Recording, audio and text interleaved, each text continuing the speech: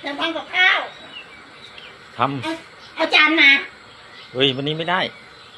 ไม่ได้เหรอ ใช่วัน ทำ นี้ อะไรกินล่ะ ทำกุ้งนึ่งกุ้งให้ลูกสาว เหรอไหนดูสิโหน่ากินจังเลยขอนะไม่เอาเยอะ โอ้ ไม่ ป้า ลูกสาวเธอกินไม่เยอะหรอก ลูกสาวเธอกินไม่เยอะป้าขอแล้วกันนะ โอ้โห อันนี้มีกี่ตัวโอ้โห ไปอะไรเยอะแยะ ฮะ พอแล้วพอแล้ว เหลือ5 ตัวเอาไว้ให้ลูกเธอนะ โอ้ตายเลย น้ำจิ้มเนี่ยเดี๋ยวไปแบ่งมา เดี๋ยวไปแบ่งเดี๋ยวเอามาคืนอันนี้ป้าขอ คือป้าเนี่ยแล้วขอได้ไงวะกุ้งเดี๋ยวก็ไม่ ไม่ อิ่ม น่าเหลือตั้ง5 ตัวไปแล้ว ตาย